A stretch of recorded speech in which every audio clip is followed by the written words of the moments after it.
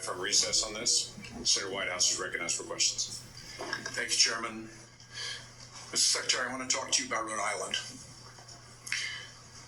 When you were last sitting there, here's what I said to you. I want to read it back to you because I want it to sink in. CMS has for years maintained a reimbursement system that the bureaucracy could never explain, never justify, that persistently pays Rhode Island providers less than neighboring Massachusetts and Connecticut providers, a difference of 23 and 26% in our regional healthcare market. Rhode Island's healthcare system is bleeding out because we aren't paid what neighboring hospitals and doctors are paid. And the one act that CMS took on this issue years ago was to make it worse. I raised that with you then. I've raised it since with Dr. Oz. I've raised it with CMMI Director Sutton. I would like to get action from CMS on that. One partial avenue of relief for Rhode Island is the AHEAD program. Rhode Island is a willing voluntary participant in the AHEAD program. Coming behind Rhode Island is Connecticut. What remains to be seen is whether the payment rates agreed to for Rhode Island will suffer the same discriminatory discount with respect to the AHEAD rates for Connecticut as Connecticut comes through. I've been able to get no assurances from CMS that they care one whit about this payment differential or that they see AHEAD as a means of resolving this injustice. Mr. Kennedy, our healthcare system is teetering as a result of this. This is not a casual matter, and I would really like to see you and Dr. Oz and Mr. Dutton put your attention onto this Rhode Island problem.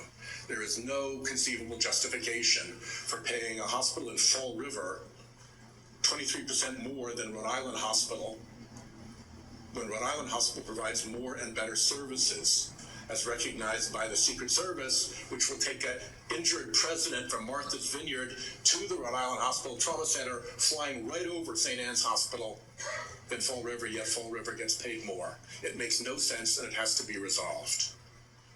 The other problem that I mentioned to you is that I'm now in my fourth round of CMMI directors. It's bloody Groundhog Day, trying to get something done about how end-of-life patients are treated.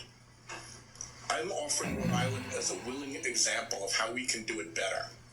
It is idiotic and cruel to force a family to put their dying loved one through 3 days and 2 nights of a hospital before they can put him in a nursing home. It is equally ridiculous to not allow palliative and curative care to happen together.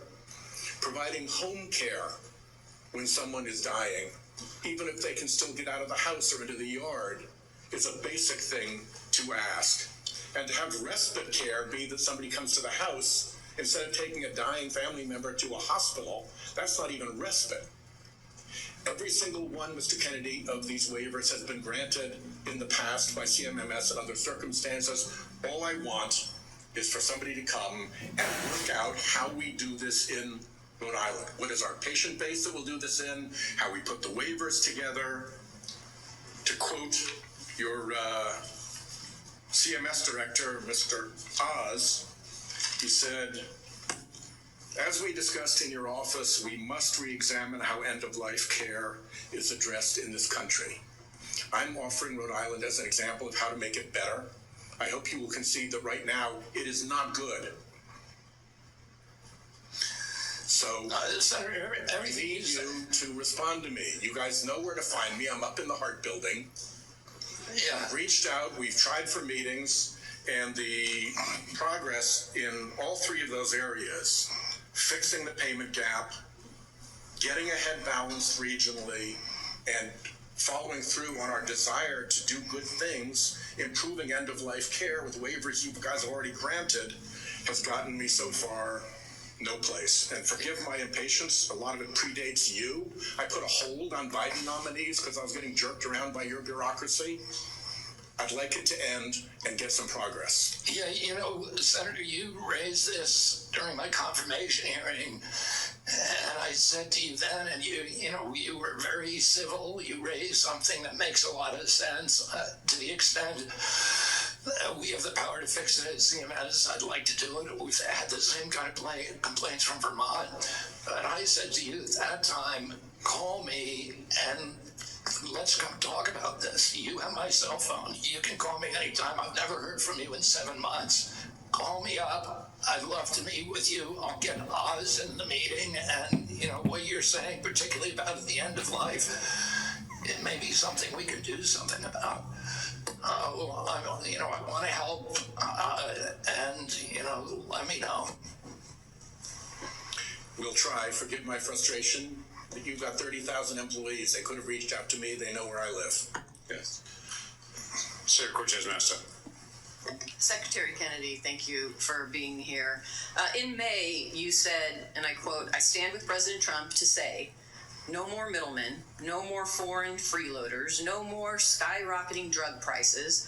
We're putting American patients first and taking on big pharma to make America healthy again." Yet your record tells a different story. In July, Republicans handed Big Pharma a massive win. Their big, beautiful bill that they just passed shields billion-dollar drugs like Keytruda, the world's top-selling cancer drug, from Medicare negotiation. Keytruda has been on the market since 2014. It pulled in nearly $18 billion last year in the United States alone. It costs patients up to $175,000 a year, draining Medicare of billions and forcing families into crushing debt or to forego life-saving care. And yet you support the big, beautiful bill. So despite the hype with executive orders and Washington Republicans only drug pricing law days, relief for Medicare patients relying on high-cost cancer drugs, meanwhile, Democrats finally have allowed Medicare to negotiate drug prices.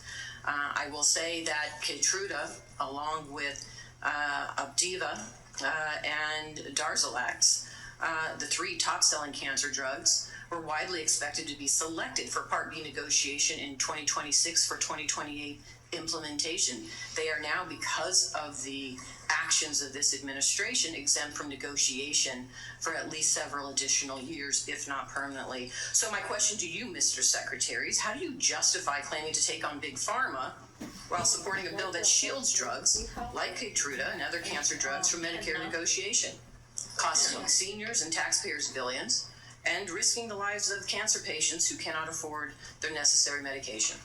Yeah, Senator, I appreciate the question. The Medicare drug negotiations in the IRA were very well intentioned, but they were poorly structured. And what we found is that the negotiations that have occurred actually have ended up raising the costs for Medicare. We are right now in negotiations. The CBO has not agreed to that. The CBO doesn't say that. And it's just the opposite. So you're saying the CBO and independent agencies that validate the costs are wrong? Well, that is CMS data. Okay, so let's just focus on the cancer drugs. Why aren't we negotiating those, bringing those down for families? Why does the bill exempt those? It's part of the MFN negotiations. I'm not sure that provision in the bill, of the one beautiful bill, but You're not sure of the provision, the negotiation provision, and how exempted for Keytruda? Your agency is responsible for that negotiation, and you don't know about it? I know that we're negotiating in the MFN Let me ask you, Mr. Secretary, let me ask you another question. How much are Medicare Part D enrollees expected to pay for prescription drug coverage next year?